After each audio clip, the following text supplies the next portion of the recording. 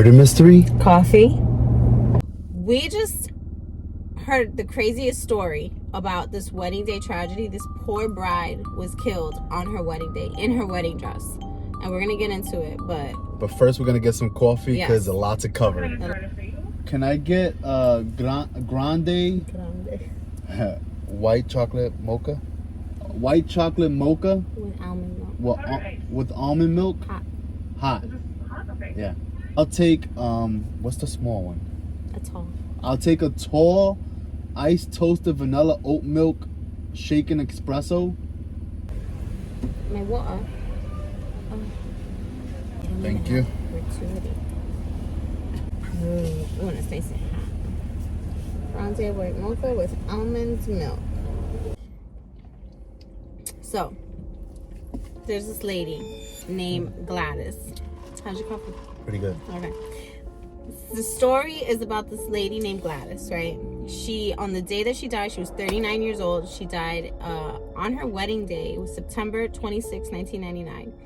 And she had come from DR to the U.S. back in the 80s. So she had been here already a long time. Had a son. I don't remember the age of the son. But anyway, she starts dating this guy. And like throughout their relationship, he wasn't very romantic. She was miserable. And her main goal was that she wanted to get married, but he didn't want to because he was like what was it? A womanizer. So he was, dipping his, in other places. But anyway, she loved him and she wanted to get married. He didn't want to get married. And he was like a really successful businessman. He was very well known in New York. He was like the head of a Dominican organization for immigrants that were coming to the States. So very well known guy, very well known couple.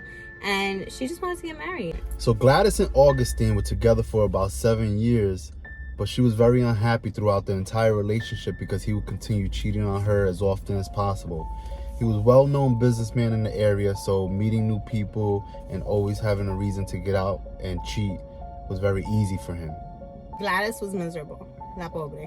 Miserable, wanted to part ways. They ended up parting ways in 1999, early in the year. And she met somebody. She met the love of her life, apparently, right? His name was James Preston. She bumped into him randomly on the street. And they hit it off, love at first sight, and they started dating. And not long after, he proposed to her, and they scheduled their wedding date for September 26th of that same year. So they started planning. And on the day of the wedding, as she was getting ready, how it happened was everybody was at the home of where Gladys lived. She lived in Ridgefield, New Jersey, and she was getting ready. She had her bridesmaids, her whole bridal party. She had her family there. Her brother was outside at the door, and her ex-boyfriend pulls up, right? Augustine pulls up. And no one noticed that he was there because he looked like he just fit in. He walked through the front yard and nobody paid any mind to him. Because he was well-dressed. He had a suitcase. He had a suitcase. Nobody thought anything of it. And he was very calm. Very calm, which composed. Was weird. Yeah.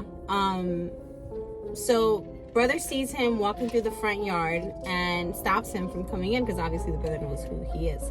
Stops him from coming in. They get into some sort of like a scuffle. And Augustine pushes his way through the door, pulls out a revolver from the briefcase, and starts going off, like, just, I guess, shooting in every direction. Unfortunately, he ends up shooting and killing Gladys, shot her 3 times, once in the back, once in the arm, and once in the head, that is so devastating. And all of this was caught on video because the videographer was recording the entire time. That is just insane. So sad. And the video is so traumatic to watch. It's so horrible. So afterwards, the police come. They were able to detain Augustine, and obviously they press charges and he goes on trial. And then he tried to say that It was a he had crime no of idea. passion or something like that. That's Correct. what he tried to use. So his defense was that he had no idea that she was getting married, let alone that she had a new boyfriend. He claimed that they continued to be on and off throughout the year while she was dating James. And then, to corroborate his story, he made it known that there was footage of him and her in the supermarket the day before. Hugging. There is actual footage of them hugging at a supermarket the day before, yeah. Correct. And that they were seen together by other people and like weeks prior to the wedding, that actual day.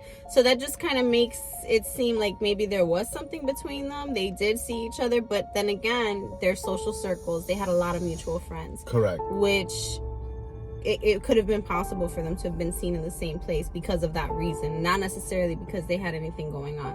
And the friends also said that they had no idea that they weren't even together anymore and that she had a new boyfriend, let alone a fiance, getting ready to get married.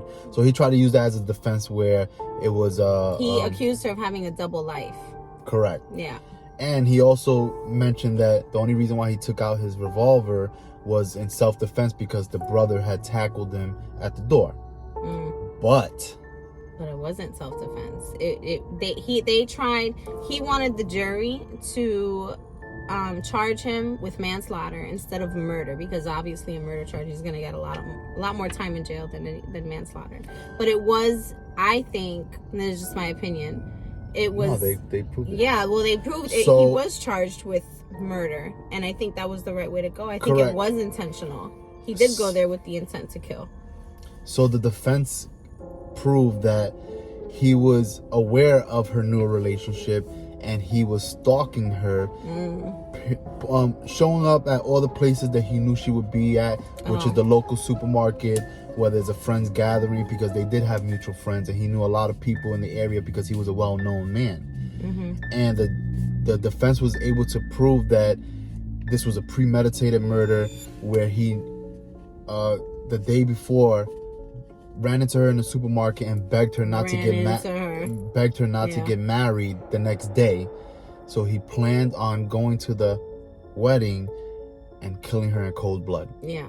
Oh my God, that is so horrible. Horrible. It's so devastating. What makes it worse is that the entire family was there and there were children there. And I think they even added that onto the charge, child endangerment, because he could have easily killed a child. Absolutely, because he shot her 3 times, but he was shooting while he's being wrestled by her brother.